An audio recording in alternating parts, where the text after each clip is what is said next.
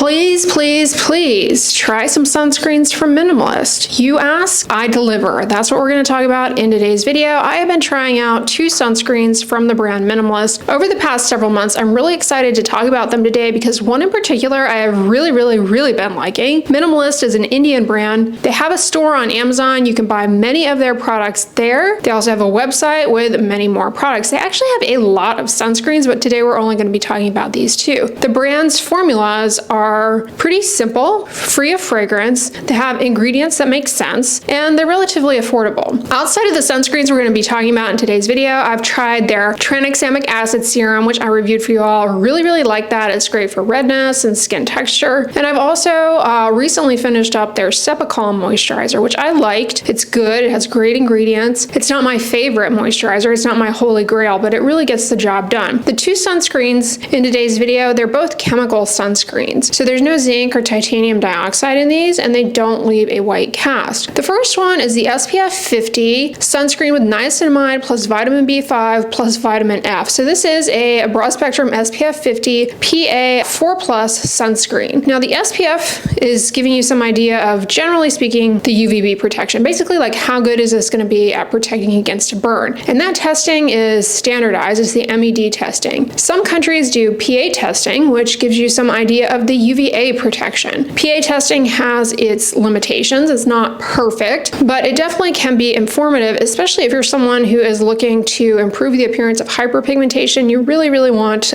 good UVA protection on board. Our sunscreens here in the US, they are labeled broad spectrum. We don't rate the UVA rating for the most part, although some brands do, but it's not required. We are required to have sunscreens that do cover UVA, and they do more of a pass-fail system here. This has UV filters that are not approved for sunscreens in the US due to the fact that our sunscreens are regulated as drugs. Because of that, the FDA requires very in-depth testing on the ingredients. It's not to say that these are not well-tested ingredients or well-established ingredients, but the kind of tests that the FDA requires, it's on the skincare brands to do those tests. They require animal testing, so it's very expensive. No one wants to do it because it's, not cruelty-free. There are a lot of issues going on as to why we really don't have these in the US, and it basically has to do with our sunscreens being regulated as over-the-counter medications. This has Juvenil T150, Parsol 340, and Usilex 9020. It's got niacinamide, which many sunscreens these days have, but I know some of you all are sensitive to niacinamide, so if that is you, you would want to avoid this. But it's a really good ingredient in sunscreens. It's an antioxidant. It may help provide some additional protection against oxidative stress generated upon exposure to UV rays from the sun, but also pollution and all of the other environmental aggressors that we have to face each day.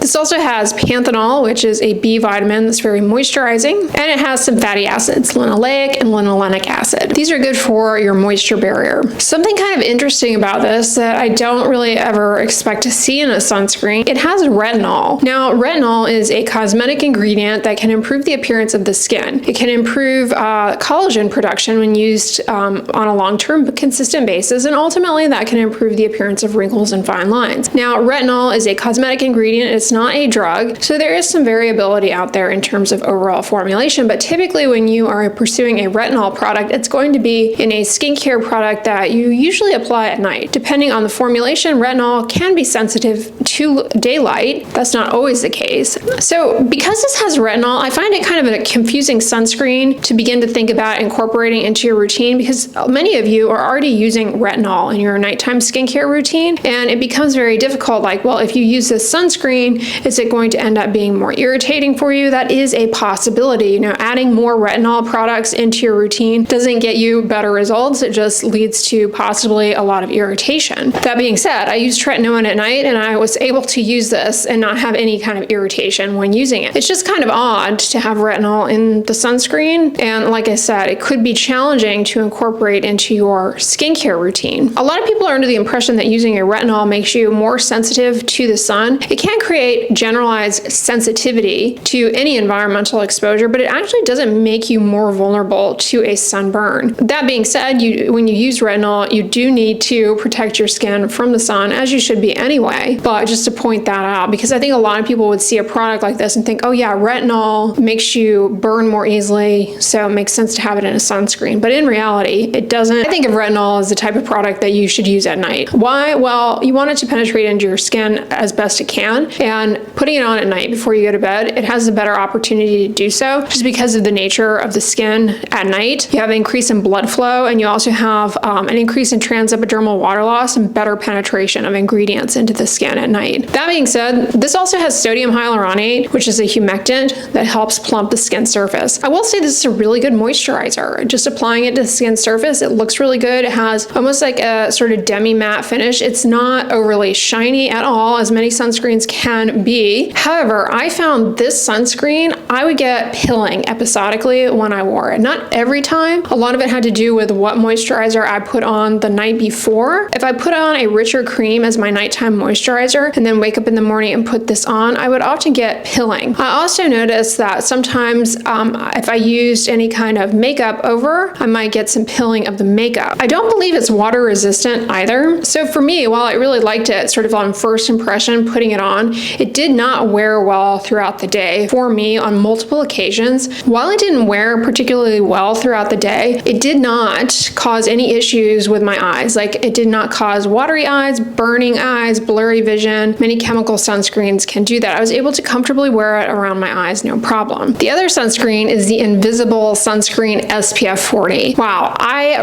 really like this one. So it is a clear, colorless formula. It's a chemical sunscreen. This one has avobenzone, Uvinol A+, Parsol 340, and Usilex 9020. Let me know in the comments, have you ever used Fresiderm sunscreen? If you have, this is Fresiderm 2.0. It's very similar. It's that clear, colorless product that comes out and then blends onto the skin very nicely. It has a pore blurring effect. It's very silicone rich. It will quickly smooth out little fine lines. A lot of people try sunscreen formulas like this out and do not like the way they feel. There is a mineral sunscreen version of this feel, not this product, but this feel, this consistency, this texture, this pore blurring effect, this wrinkle smoothing effect. You get it with MD Solar Science tinted mineral cream sunscreen. So a lot of you guys have given me feedback over the years that you do not care for this texture, this consistency. It doesn't feel good on your skin. Others, on the other hand, love it. Love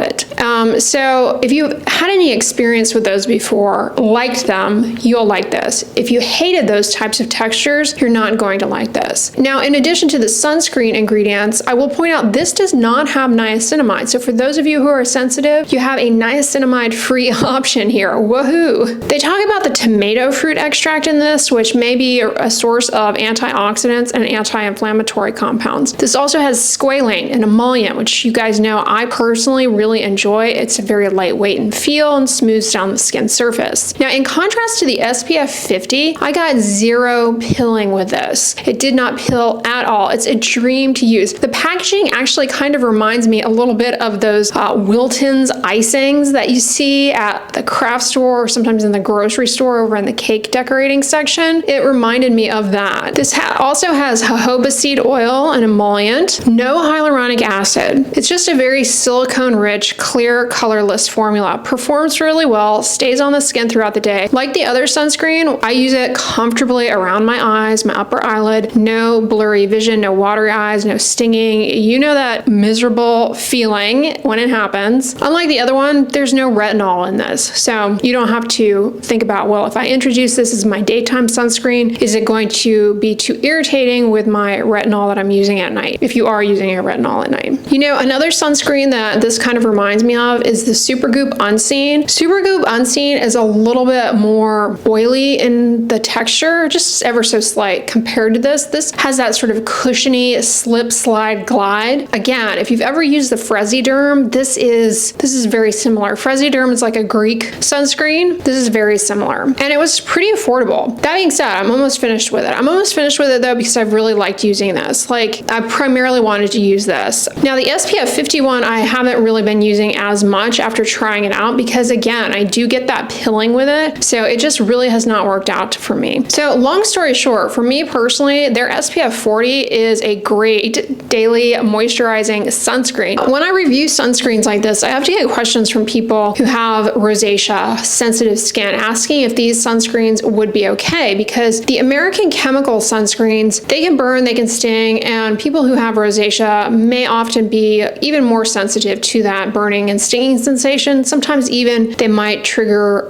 flushing. These, on the other hand, don't think are as likely to cause problems for people who have rosacea. I think the rosacea chemical sunscreen butting of the heads is mostly an American chemical sunscreen phenomenon. I'm not saying it's not true for other chemical sunscreens outside of the US. I just think it is a lot more likely. So it's possible that these are well tolerated. It's hard for me to predict though, because rosacea is so individualized that what is aggravating for one person's rosacea is totally fine for someone else. I will also get questions, is this good for acne prone skin? There is no sunscreen formula that predicts if the sunscreen is good or bad for acne prone skin. There's really no predictive tool for guiding that. Now, because people with acne tend to have oilier skin, there are certain formulations that tend to be preferred by people with oily skin. Lightweight gels, fluid formulas. I think if you have really oily skin, these sunscreens may feel a little greasy